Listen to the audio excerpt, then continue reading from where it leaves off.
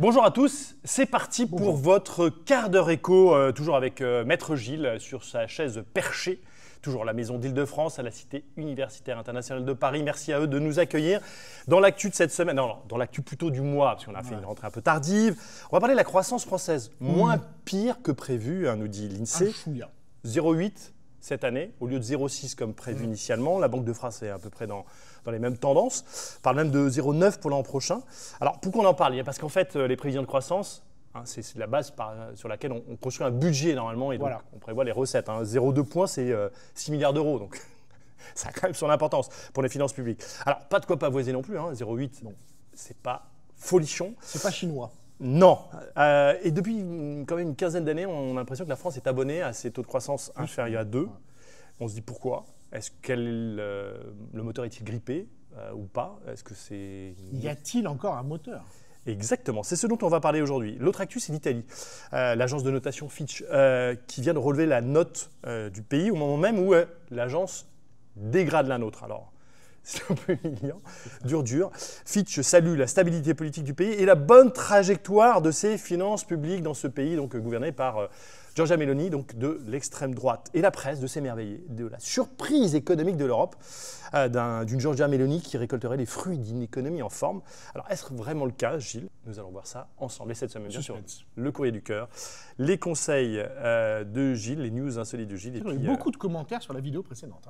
Oui, absolument. Et d'ailleurs, auquel j'ai répondu. Exactement. Et la croissance, le sujet sur la croissance a été quand même, au fond, déterminé, en tout cas. Tout à fait. Aussi par les commentaires. Par un de nos followers qui s'est interrogé sur, au fond, est-ce que le modèle de la croissance n'est-il pas déjà dépassé? Oui, tout à fait, absolument. Ben justement, on parle de la croissance, les faits d'abord.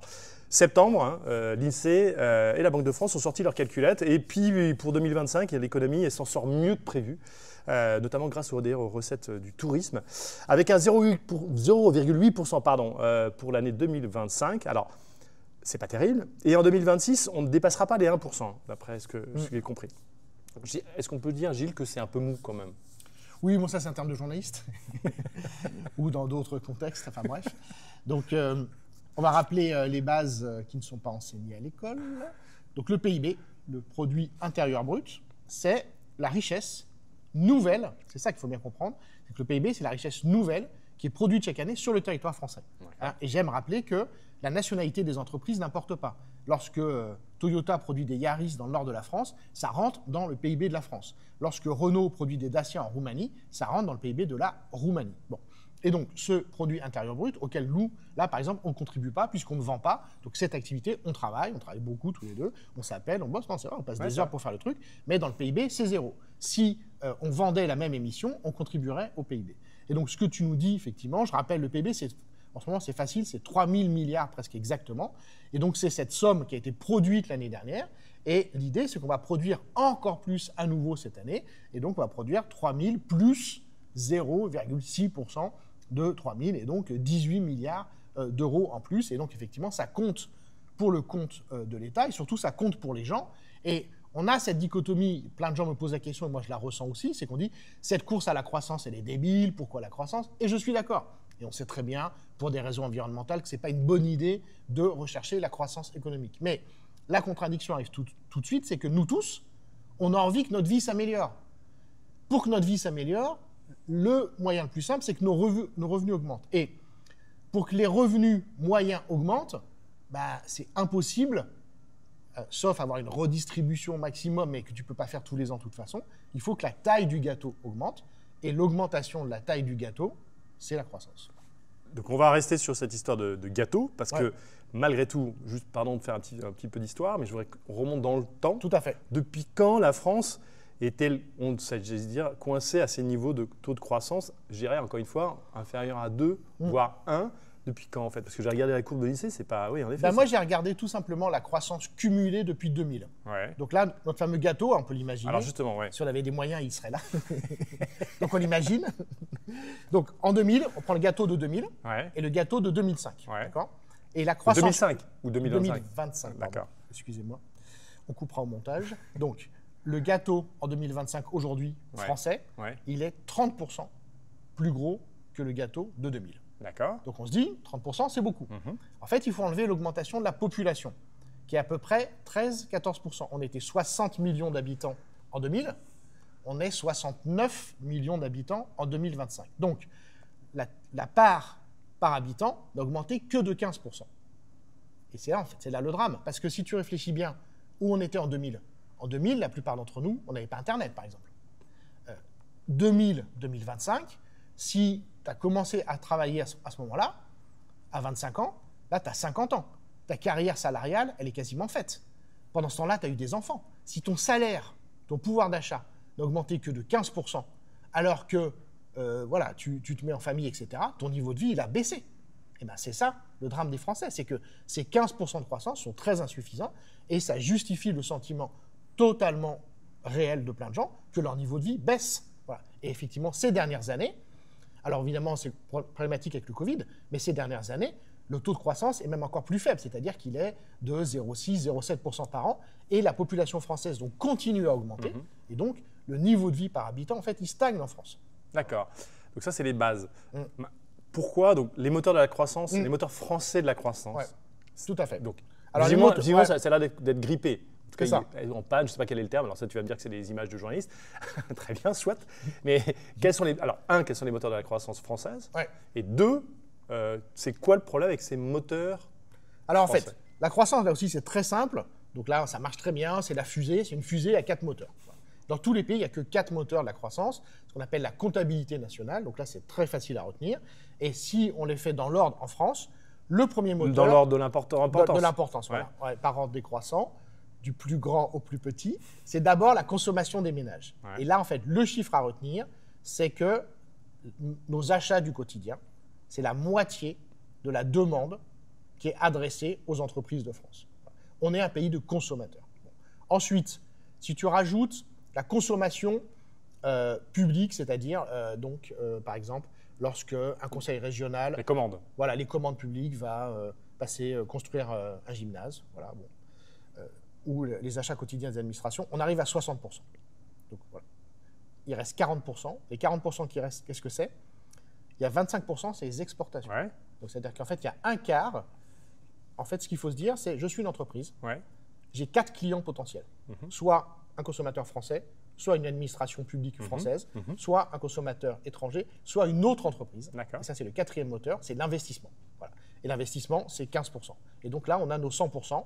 Donc je répète, 50% la consommation des gens, 10% les administrations publiques, 25% les exportations et 16% les investissements. Et donc pourquoi j'ai dit que c'était dans l'ordre? Parce qu'en fait, on voit que la demande intérieure française, donc, c'est 75%. Donc en fait, l'image… C'est énorme. C'est énorme. C'est une spécificité française. C'est-à-dire qu'à un tel niveau, tu es en train de nous dire que la croissance française est tirée à 75% par la demande intérieure. Exactement.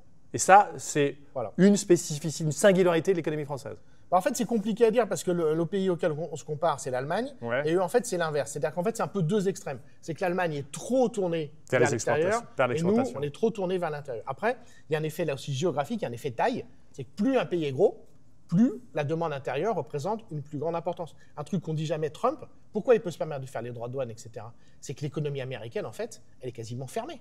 Parce que le commerce intra-américain, ça doit être, je crois, 85%. C'est-à-dire que la demande extérieure, les exportations, les importations aux États-Unis, ça représente que 15% de l'activité économique. Donc, plus tu es gros, évidemment, plus les échanges ont lieu à l'intérieur. Si on prend la zone euro dans son ensemble, elle est fermée à 90%. Voilà. Et donc, c'est là qu'on en arrive à tous nos problèmes, notamment les politiques d'austérité, c'est que la France, on est un pays de consommateurs.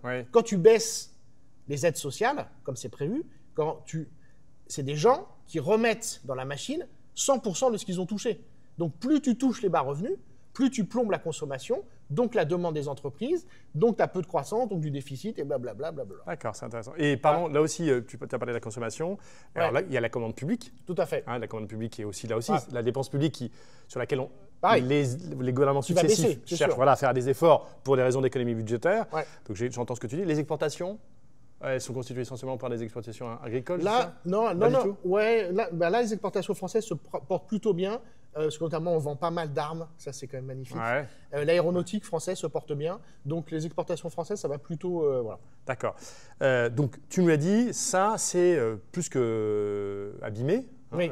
D'accord. Disons, on a une économie en fait qui ronronne, où on prélève beaucoup, on redistribue beaucoup, c'est consommé, en fait, c'est pas si grave. Alors, qu'est-ce que serait le projet de croissance ? Encore une fois, il ne faut pas la croissance pour la croissance, mais pour que les gens vivent bien. C'est toutes les histoires de transition énergétique. Alors, avant d'aborder ce point-là, l'aspect industriel du modèle économique français, on en est où ? Est-ce que l'industrie s'est terminée ? Je pensais qu'on avait une industrie qui était quand même encore performante et qui nous tirait vers le haut. C'est plus le cas, c'est pas le cas. Parce que j'ai lu des comment on appelle ça, des chiffres sur la machine industrielle chinoise qui écrase tout sur son passage. Un tiers de la production industrielle mondiale est assuré par la Chine, et dans 10-15 ans, mais c'est vraiment demain. C'est demain. Sérieusement, c'est presque aujourd'hui. C'est même pas à l'échelle d'une génération. Non, puis pour l'industrie, ça sera 50%. 50% de la production industrielle mondiale sera assurée par la Chine. Donc je me dis, mais quelle est la part de la France dans ce nouveau partage de la production industrielle ? Non, je rappelle tes chiffres. Donc ça, on se réveille beaucoup trop tard, moi comme les autres, mais moi, c'est pas grave, mais l'un d'autre, c'est très, très grave. On se réveille beaucoup trop tard face à la Chine. Donc je répète tes chiffres. Aujourd'hui, un truc produit dans le monde sur 3 sort d'une usine chinoise. Et effectivement, tu l'as dit, dans 15 ans, ça sera 1 sur 2. En valeur, évidemment. Donc c'est complètement... C'est absurde. Et en fait, on retrouve, je sais que tu es versé vers l'histoire, on retrouve la situation du Royaume-Uni au 19e siècle, au moment de la révolution industrielle, inventée par les Anglais. Le Royaume-Uni, à la fin du 19e siècle, représente la moitié de la production industrielle mondiale. La moitié. Ça vous donne une idée du déclin de ce pays dans le temps long. Et en fait, il y a un effacement de l'Europe. Et effectivement, je travaille beaucoup sur la Chine en ce moment. Il n'y a aucune espèce d'espoir à avoir puisque le niveau d'éducation est très élevé en Chine. Le niveau d'innovation et de recherche est très supérieur au nôtre. Il y a évidemment un effet taille complètement dingue. Et en fait, je suis désolé d'utiliser ce terme-là parce que ça ne me fait pas du tout plaisir, mais il y a un génie des autorités chinoises, et notamment dans l'automobile. C'est-à-dire, qu'est-ce qu'ils font ? Ils subventionnent à mort. Aujourd'hui, il y a plus de 100 marques de véhicules électriques en Chine. 100 ? Plus de 100. Ah oui. Oui, donc face à nos... Et donc, dans quelques années, peut-être qu'il y en aura 4 ou 5. Et là, où vraiment il y a un génie des Chinois, c'est qu'ils ont le meilleur des deux systèmes, du vrai système socialiste et du vrai système capitaliste. C'est je crée le marché par la demande, je subventionne, allez-y. Mais c'est du dumping. Roulez jeunesse. Non, mais là où c'est génie, c'est que tu as 100 mecs qui veulent devenir riches. Donc, ils innovent comme des malades. Et donc, à la fin, tu as des gains de productivité de fou, et les 4 meilleurs qui sortent, ils explosent tout le monde sur la planète entière parce qu'ils ont vaincu déjà la concurrence chinoise. Et donc, quand ils arrivent, le petit français et même les petits allemands, tout le monde, et en fait, c'est déjà fini. Ils sont surclassés. Et je rappelle par exemple que l'été dernier, le Conseil des économistes franco-allemands a dit on a perdu, en fait, la guerre technologique avec les Chinois. Et ce qui est dingue, ils nous disent on a perdu la guerre technologique avec les Chinois dans les secteurs d'avenir. Dans les secteurs de la transition énergétique, ils disent qu'il faut renoncer à les concurrencer, il faut acheter chinois. C'est pour ça que je voulais qu'on ait ce passage par le modèle chinois, parce que tu l'as dit toi-même, donc c'est les Chinois qui nous surclassent. Tu l'as dit toi-même, le relais de la croissance en panne des Français pouvait se faire par la transition écolo. Et tu es en train de nous dire à l'instant que même sur le sujet de la transition écolo, les Chinois sont nettement en avance. Donc désolé, mais je reboucle. Et je ne vois pas du tout... Et vous bouclez de fort belle manière. Non, le relais de la croissance française. Eh bien, j'arrive. Alors c'est quoi ? Une petite pause publicitaire, je reviens après. Eh bien, mon truc, ma petite obsession depuis des années, ce qu'aurait dû faire Emmanuel Macron, ce qui est exactement ce qu'il avait promis lors de la dernière campagne électorale présidentielle, c'est la rénovation des bâtiments. Donc, je te fais mon plan rapidement en entier. Tu fais un diagnostic énergétique de l'ensemble des bâtiments de France, public, privé, résidentiel, entreprise, administration. Tu classes les bâtiments suivant, comme n'importe quelle entreprise ou comme n'importe quel décideur public rationnel, tu fais le ratio entre le coût de la rénovation et le gain de la rénovation sur le plan énergétique et surtout sur le plan financier. Une fois que tu as fait ça sur tous les bâtiments de France, tu rénoves les bâtiments en commençant par ceux où la rénovation va être la plus rentable. Et tu ne demandes l'avis à personne. Donc ça, c'est mon petit côté chinois. C'est-à-dire que je m'en fiche, que ce soit ta maison, je m'en fiche des écoles. On sait très bien, les écoles, les fenêtres ne ferment même pas. Ce n'est même pas des passoires thermiques, nos écoles, c'est des espèces de puits. Enfin, voilà, ça va mourir de rire. Donc, tu fais ça, tu ne poses pas la question de l'argent, donc tu fais. Tu vois, c'est ça que je veux dire. Tu ne cherches pas à financer. Tu avances. Tu fais. Tu embauches des gens. Donc déjà, pour faire le diagnostic, tu embauches des dizaines de milliers de techniciens. Tu crées de l'emploi local. C'est de l'argent. Ça ressemble à une relance keynésienne. C'est de l'argent qui circule. Oui, mais Pardon, je mais voulais pas chinoise. t'interrompre. Non, mais tout à fait. Ah, mais ok, alors. Cambridge chinoise. Ouais. Parce que, justement, encore une fois, je ne demande pas l'avis aux gens, je vais très vite, comme on a fait par exemple pour Notre-Dame. C'est-à-dire qu'il y a un moment, il faut mettre les gens au travail. Et là où ça marche le truc, c'est que l'argent circule. Et quand tu rénoves les bâtiments, même si tu utilises par exemple des technologies chinoises, d'accord, elles sont pas chères. C'est ce que j'allais dire. Je sais bien, c'est pour ça que je réponds à ta question. Mais ce qui compte en économie, c'est toujours difficile à comprendre, c'est l'argent. Si je rénove, s'il y a 10% de mon chantier qui est chinois, il y a 10% qui partent. Mais s'il y a 90% de dépenses locales, après, là, ce qu'il faut faire, c'est mettre des contraintes sociales et environnementales sur les entreprises et faire en sorte, et c'est là que c'est plus difficile, mais je suis sûr qu'il y a des moyens, que l'argent des travaux reste en France. En fait, notre truc, nous, c'est que l'argent, voilà, il doit être dépensé et dépensé en France. C'est la même logique, si tu veux, tu ne me poses pas la question, mais j'y réponds, que l'héritage. Moi, je suis à mort pour taxer l'héritage, pour que les gens qui sont très très riches, qui ont 4-5 maisons, soient obligés de les revendre pour que l'argent circule en France. Ok, de toute façon, il faut que l'argent circule en France. Il y a une question sur l'héritage qui t'a été posée par un follower à laquelle tu vas répondre tout à l'heure. Si j'ai envie. Ok. Donc on a bien compris. Relance keynésienne à l'intérieur des frontières, avec cette possibilité, donc sur un chantier très particulier qui est la rénovation thermique. Voilà. On attend vos commentaires parce que tout à fait. Le sujet peut me paraître assez controversé. On a du mal à imaginer que c'est un exemple ou tu penses que c'est le fer de lance de la croissance de demain? Ben non, mais pareil avec les transports en commun. Il faut mettre des tramways partout, virer la voiture. Parce que là où ça marche, mon truc, c'est vraiment l'idée, c'est les revenus ne vont pas augmenter en France. Ouais. Donc la seule façon que les gens vivent mieux ou arrêtent de vivre de plus en plus mal, il faut que les coûts baissent. Si je te rénove ton logement, ta facture d'énergie baisse, je te suis pour l'instant. Et ben, ton niveau de vie augmente sans augmentation de salaire. Si j'ai un réseau de transport en commun suffisant qui fait que tu te débarrasses de ta voiture, c'est des milliers d'euros économisés par an. Sur quoi? Sur la trouille de transport, ça je suis d'accord, sur la voiture. Sur la voiture, ben, c'est des milliers d'euros par an. Sauf que c'est des voitures que tu n'achètes pas. Je m'en fiche. Moi, ce qui compte, c'est que les gens vivent bien. Tu n'achètes pas, mais en fait, le tramway il va être financé par tes impôts. Donc, c'est une autre circulation d'argent. Il faut que le tramway soit fabriqué en France. Oui, tout à fait. Okay. Ce qui est le cas. Ouais.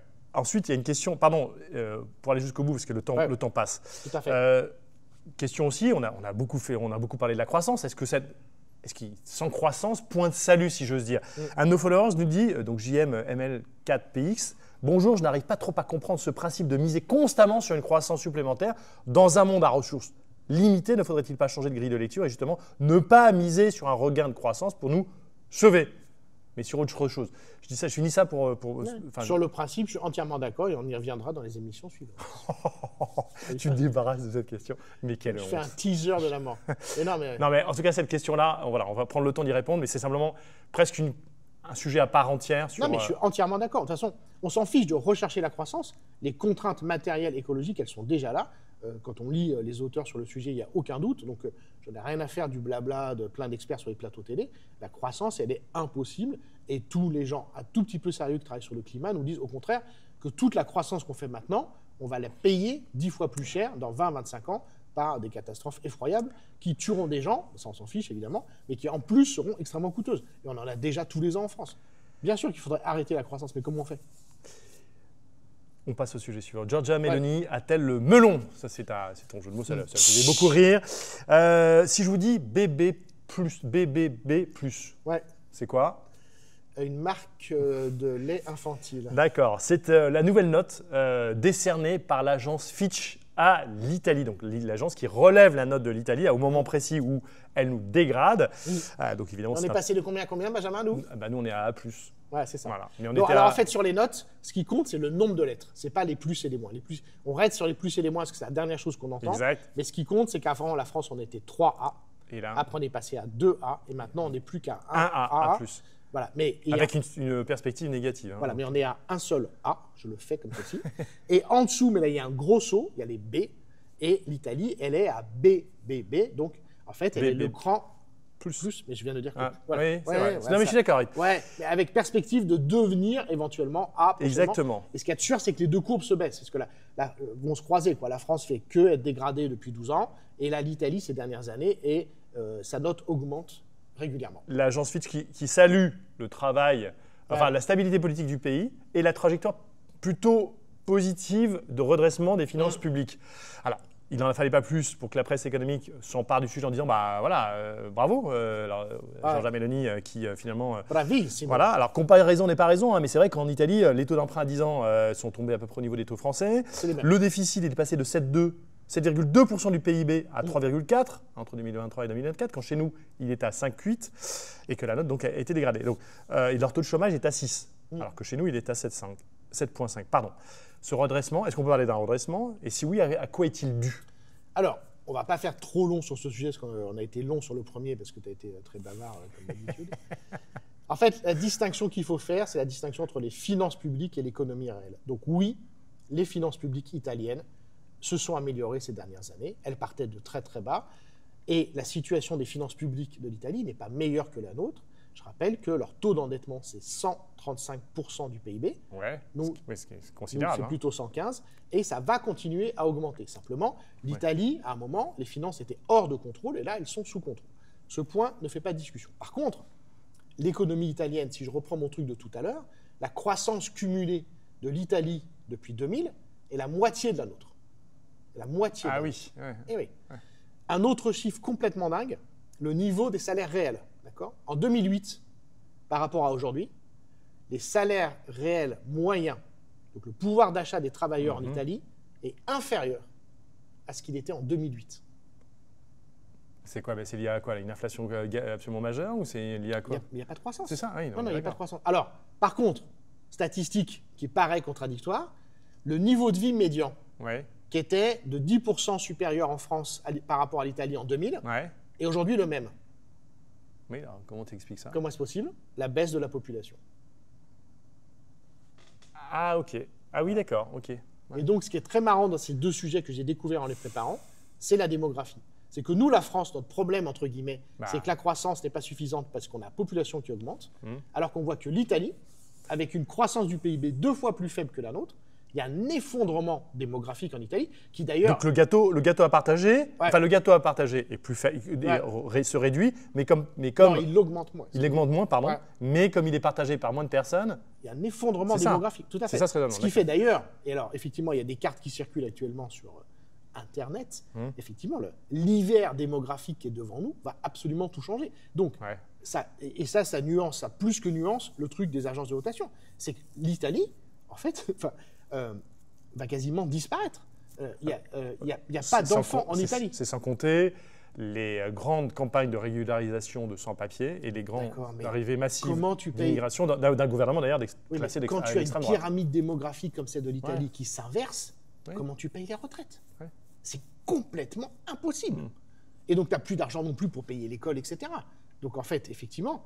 c'est pas une tendance qui va frapper que l'Italie. Non, mais l'Italie est très en avance, si on peut dire, par rapport à nous de ce point de vue-là. Et donc, ça leur sauve les fesses d'une certaine manière actuellement. C'est aussi qu'il y a une grosse redistribution familiale. On a l'habitude de décrire les types d'État-providence. Et l'État-providence italien, c'est la famille, quoi. C'est la famille-providence qui accueille les mères seules, enfin, etc. En fait, elle est en train de... D'accord, on était sur l'Italie, mais en tout cas, si je comprends bien, ce redressement est en fait un peu de façade. Non, encore une fois, il est très réel sur les finances publiques. Et ce qu'il faut rappeler, c'est que les amis de Fitch, ils sont le porte-voix des investisseurs.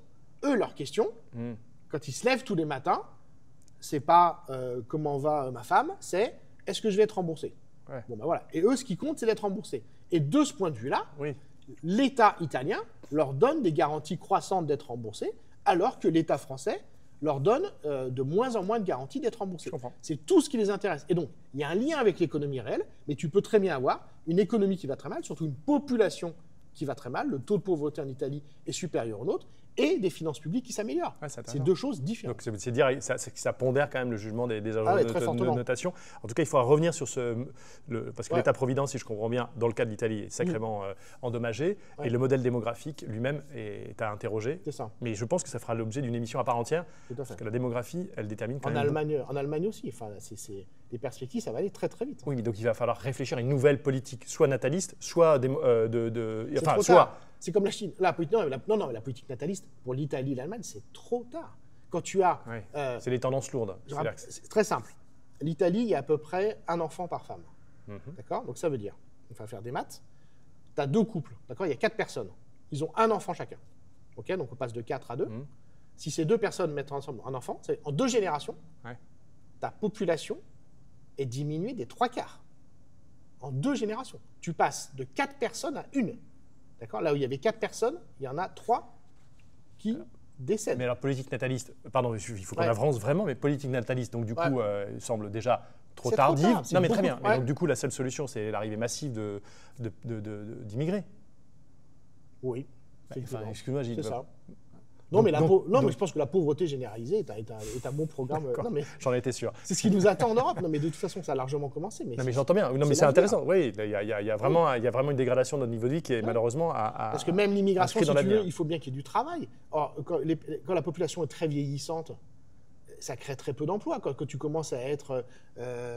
tu peux plus tellement sortir de chez toi, tu consommes très peu. Ou alors, c'est des emplois à domicile, mais c'est des salaires de misère. Et avec quoi tu les payes s'il n'y a pas de retraite? Bien, Voilà. un Prozac pour tous. Forza la povreta. Bon Dieu, bon. C'est toi qui as voulu faire une émission d'économie, moi, Benjamin. Non, mais t'as raison, mais c'est intéressant d'avoir ces On peut grands. parler Je du pense. top 14, Non, hein, mais sinon. c'est- Ouais. Est-ce que Toulouse va faire une bonne saison? J'en sais rien.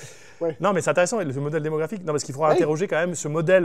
Il va falloir quand même à un moment donné. Donc, Non, mais il s'appuyer aurait fallu qu'on ait des élites qui se réveillent bien avant. Donc nous, en fait, au niveau démographique, en France, on peut s'en tirer, mais l'Allemagne, l'Italie, c'est quand même bien fini. Tout. Bon. Le courrier du cœur pour donner un petit peu de Voilà. clinquant. C'est On ça. ne peut pas se quitter hein, Non. sans ce courrier du cœur. Charabot 1. Non, mais j'ai adoré parce que merci à vous. Vous prônez de taxer très fortement l'héritage. C'est une petite belette pour Gilles. Supprime. Plutôt que de mettre en place une taxe Zuckman. Et pourquoi les ultra-riches seraient moins enclins à partir si leur héritage était surtaxé? C'est une excellente question. Tout à fait. Alors, tu réponds quoi? Ah, mais j'ai pas la réponse. Tout à fait. Et effectivement, je le dis très bien, et en fait, c'est pas très drôle, c'est que, notamment avec toutes les sociétés civiles immobilières, il est de plus en plus facile d'échapper à l'héritage, même sur les biens immobiliers. Parce que l'idée de tous les économistes, c'est pas du tout la mienne, c'est de dire on taxe les maisons parce qu'elles sont là, elles ne peuvent pas s'en aller. Oui. Mais en fait, d'une certaine manière, si la propriété immobilière, si je crée une société qui possède mes différentes maisons, que cette société est immatriculée au Luxembourg, etc., ça devient beaucoup plus facile. Je peux transmettre mon héritage. En fait, la maison, elle devient belge ou luxembourgeoise. Et donc, quand je la transmets, eh ben, c'est la loi belge ou luxembourgeoise fiscale qui s'applique. Et donc, avec la concurrence fiscale en Europe, voilà. Donc, non, j'ai pas la réponse. Ah, mais les riches sont tranquilles. Hein. Justement, il faut arrêter. Non, mais le délire, la taxe Zuckman. Ouais. Et à mon avis, je l'ai dit, hein, la grande erreur intellectuelle de Gabriel Zuckman, qui est vraiment terrible, c'est de refuser de voir le monde physique dans lequel on est et la totale liberté de mouvement des capitaux sur laquelle j'alerte depuis des années. Et je vois bien que nos dirigeants, dans le débat politique, ne comprennent pas. C'est-à-dire que la richesse est mobile à un point complètement fou. Ok. Charabot, vous aurez. Ah non, mais il gagne, il a raison. Ouais, bravo, bien joué. Allez, on finit par les news tombées du camion, comme on dit chez nous. Je vais sans doute mal le prononcer, j'en suis désolé pour les germanophones. Ingolstadt, Ouais, en Bavière, tout à fait. la ville d'Audi, le constructeur automobile. Eh bien, Das Auto, voilà, Ingolstadt est en pleine détresse financière. c'est dément. Ah, vas-y, explique-nous. Donc c'est une ville, je crois, de 140 000 habitants. Ouais. Il y a 40 000 personnes qui travaillent chez Audi. Sauf que Audi ne vend plus de voitures Ouais, c'est ça. à cause des méchants chinois. On a toujours la même histoire. Et donc là, le budget de la ville, je ne sais plus quel est le budget total, mais ils vont avoir 100 millions d'euros en moins qui vont rentrer dans les caisses cette année par rapport à l'année dernière. La taxe professionnelle qui a fait la richesse de la ville Se casse la figure. s'effondre, mais complètement. Et donc, ils en sont à dire on ne va plus pouvoir renouveler les écoles, etc. En fait, pardon, mais cette news m'a complètement Ouais. fasciné parce que ça m'a rappelé aussi ces modèles industriels qui sont construits Voilà. autour d'une ville. Je pensais à Oui. deux cases-villes. Ouais, tout à Tu sais, fait. ces villes qui sont construites autour d'un comment on appelle ça, d'un donneur d'ordre. Et donc Audi, c'est ça. C'est ça. Mais moi, d'accord. Mais à ce point-là de. Mais ça va. Non, mais Là aussi, ça n'a pas été anticipé, tu vois, le Non, mais fait ça de s'affranchir de telles recettes. Alors, Ils ont bien dû se voir qu'à un moment donné, Audi ne pouvait pas assurer comment on appelle ça, l'avenir de cette ville. Quoi. Enfin, disons, dans cette espèce de littérature presse économique internationale, on appelle ça le second choc chinois. Et le premier, pardon, moi, effectivement, ça fait 10 ans que je l'enseigne à mes étudiants, c'est Trump. Le premier choc chinois, c'est Trump, en 2016, qui se fait élire dans les endroits des États-Unis où il y a le plus d'usines qui ont fermé à cause de la concurrence chinoise. Et ça fait 10 ans. Ouais. Et il y a des gens qui l'ont compris à l'époque. Bon. Donc Audi, en fait, c'est exactement ce qui est maintenant, en train d'arriver à Audi. Voilà. Enfin, On a le Ingolstadt. second choc chinois qui arrive en Europe, qui est déjà là. Et en fait, c'est complètement dingue. Hein. Tu as lu comme moi dans toute la presse, les patrons, les experts, Ouais, tout le monde dit ouais. c'est fini. Ou alors, effectivement, il faut renoncer au libre-échange, ce qui pose d'autres questions. Mais dans la situation économique actuelle, donc blabla, plan de l'Union européenne, blabla, on va faire des choses. Mais en fait, tout le monde, tous les experts, notamment les gens qui vont sur place, sont sidérés par la qualité des usines chinoises. La Chine, par exemple, est en train de remonter une vitesse folle dans le domaine pharmaceutique, dans les biotechnologies, où elle était totalement absente il y a 15 ans. C'est-à-dire que tout va à une vitesse folle et avec un effet de taille, Ouais, bien évidemment, sûr. complètement Mais dingue. c'est Voilà. la candeur des Européens, la candeur ou l'histoire du dogme du libre-échange qui a C'est ça. aveuglé nos élites, et nous tous, hein, je veux dire, puisqu'on en bénéficie. D'accord. Je n'aurais pas mieux dit. Ok, allez. C'est le Benjamin Dard, c'est Le le putain. dogme Non, mais du l'hôpital. libre-échange qui a aveuglé nos élites. 1er octobre Non, mais 2025. non, mais c'est pas ça, mais c'est un vrai sujet. Mais voilà. Je veux dire, Oui, oui. cette histoire de. Mais encore une fois, c'est un peu tard. Bien, l'hôpital d'Évreux. Oui, tout à fait. Là aussi, qui m'a saisi. L'hôpital d'Évreux qui appelle les Français à l'aide Ouais. pour ouvrir 22 nouveaux lits. Le centre hospitalier d'Eure, qui espère récolter donc 100 000 euros par le biais d'un financement participatif. C'est ça. Donc, Là aussi, c'est la cagnotte litchi pour l'hosto, c'est magique. c'est un truc de Ah, dingue. ouais, c'est ça. Donc là, moi, il y a deux lectures, mais on va finir Alors, sur une vas-y. lecture positive. Alors, Donc la donc- première lecture, c'est du côté pays du tiers-monde, hein, évidemment, où Ouais. on voit l'hosto qui fait la manche auprès des gens pour Oui. avoir des lits. Et moi, je pense que là, si on est malin et qu'on accepte un peu la folie du monde contemporain, je crois que ça correspond aussi tout à fait à l'époque. C'est-à-dire qu'il y a une énorme méfiance, vous savez, tout le monde dit je veux bien payer des impôts, Ouais. mais je veux savoir où va l'argent. Mhm. Bah là, tu sais. Et je me disais même, ils pourraient faire des journées portes ouvertes, on pourrait voir des gens en train de se faire une chirurgie cardiaque, etc. Vous voyez, vous mettez 15 euros, on peut acheter ça ça serait super Une drôle. sorte de fléchage. Voilà, des goodies, Fléchage de des nos goodies, impôts, etc. Et donc, c'est très... Avec les technologies, hein, encore une fois, ça ne serait pas possible. Alors là, c'est pas que les habitants Non, tout à fait. d'Évreux, hein, c'est C'est ça. assez étendu à la France entière. Voilà. Il y avait ça fait écho à une news que tu nous avais donnée Ouais. il y a quelques mois de ça, où C'est il ça. s'agissait de la même chose, d'un financement participatif pour l'ouverture en Isère, je crois, Voilà. d'un centre d'accueil. Des municipalités. Voilà. Exactement. Non, mais c'est donc. Et donc parce encore que une c'est fois, peut-être l'avenir. alors tout ça exactement, c'est possible que parce qu'il y a Internet. Hein. S'il n'y avait pas Internet, Ouais. avant, on n'aurait jamais pu faire Ouais, ça. très Donc juste. voilà. Et c'est côté très horizontal. J'investis localement et on parle beaucoup de l'énorme épargne des Français. Il faut faire attention. Hein. Cette épargne, elle n'est pas disponible. Quand vous avez du livret A, votre argent, il n'est pas sur le livret A. Il est utilisé. Quand vous avez de l'assurance vie, votre argent, il est utilisé par Bercy pour payer les fonctionnaires. Donc quand on dit on va utiliser l'épargne des Français, on fait un contresens total.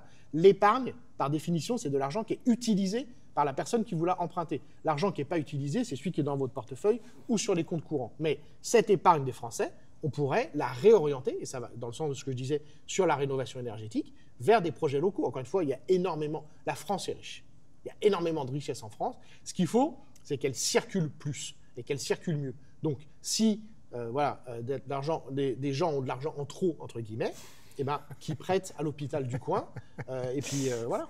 J'adore. Tout ira bien. Si on a de l'argent en trop. Ah oui. J'adore cette expression, cette formule. Si vous avez de l'argent en trop, n'hésitez pas. Ah oui, Fléchez vers. c'est ça. Vers Gilles. Achetez-vous un petit lit d'hôpital. C'est comme sympa. Non, mais c'est intéressant comme démarche, en tout cas Et économique. c'est vrai que c'est de la folie. Quoi. C'est quand même de la folie. Ouais. On a largement dépassé Ah, mais totalement. les temps. Je n'ai même Non, pas mais lequel. vous respectez rien, monsieur Dard. Ça, c'est un vrai J'espère que problème. vous avez donc passé un très bon Moi aussi. un quart d'heure, un très bon quart d'heure assez dodu aujourd'hui avec nous. Tout à fait. Merci encore à la Maison de Ouais. l'Île-de-France de nous accueillir pour l'enregistrement de cette émission. Merci à toi Gilles. Alors, Merci à surtout, toi Maître merci Gilles. à Benjamin pour son immense patience. Je ne sais pas comment il fait. C'est Je ne suis vraiment. pas sûr qu'il revienne la semaine prochaine. Eh ben justement si. À la semaine prochaine pour un nouveau numéro.